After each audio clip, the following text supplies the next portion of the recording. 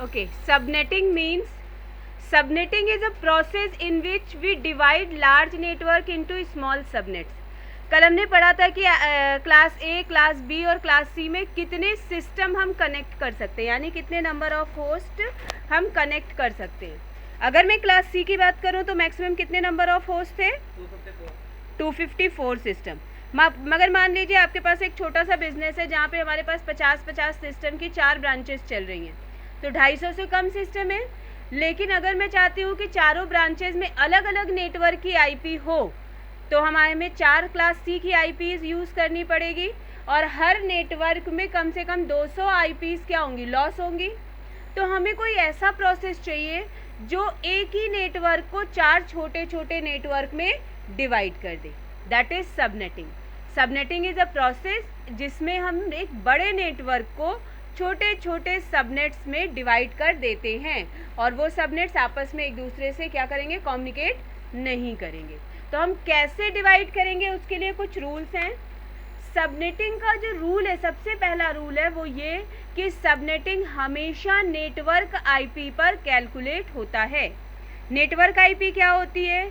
जो भी उसकी नेटवर्क ऑक्टेट है उसे कांस्टेंट रखते हुए सारे होस्ट ऑक्टेट को आप 0 कर दीजिए. क्लास ए के लिए नेटवर्क आईपी क्या है? n.0.0.0. क्लास बी के लिए n.n.0.0. n is stands for network octet, तो नेटवर्क ऑक्टेट को कांस्टेंट करके 0 कर दीजिए. क्लास सी की नेटवर्क आईपी हो जाएगी n.n.n.0. नेक्स्ट रूल है कि सबनेटिंग में हम होस्ट बिट को कम करते हैं और नेटवर्क बिट को बढ़ाते हैं. इसका मतलब हम होस्ट बिट को यहाँ पर कन्वर्ट करते हैं किसमें? नेटवर्क बिट में. थर्ड रूल है कि सबनेटिंग करने के लिए, कैलकुलेट करने के लिए आप केवल होस्ट ऑक्टेट यूज़ करोगे, क्योंकि होस्ट ऑक्टेट में ही आपको होस्ट बिट मिलेंगे जिसे हम नेटवर्क बिट में कन्वर्ट कर सकते हैं. अब अगर हम देखें तो सबनेटिंग 3 वे यानी 3 तरह से हम सबनेटिंग कैलकुलेट कर सकते हैं. पहला on the basis of number of bits, दूसरा on the basis of number of subnets और तीसरा on the basis of host per subnet. सबसे पहले हम नेटवर्क बिट के बिहाफ पर सबनेटिंग कैलकुलेट कर सकते हैं, यानी एक बड़े नेटवर्क को 3 पार्ट में डिवाइड कर सकते हैं.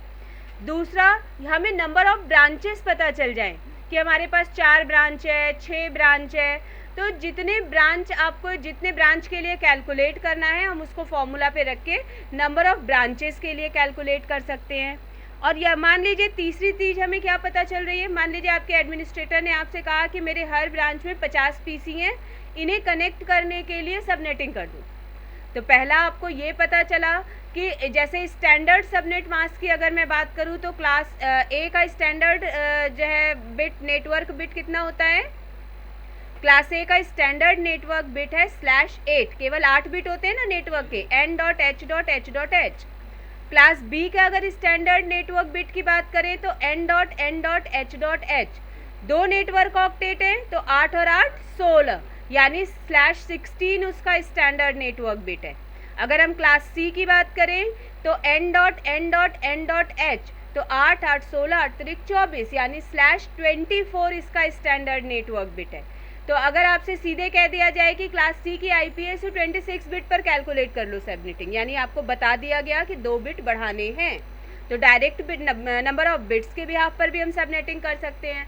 दूसरे में हमें क्या बताया गया कि मेरे पास एक आईपी है 192.168.1.0 और ये मेरी 4 ब्रांचेस के लिए कैलकुलेट कर दूँ. ब्रांच यहाँ पर क्या है? नंबर ऑफ सबनेट है, यानी आप उसको डायरेक्टली 4 सबनेट के लिए डिवाइड कर लो. तीसरा, on the basis of host per subnet.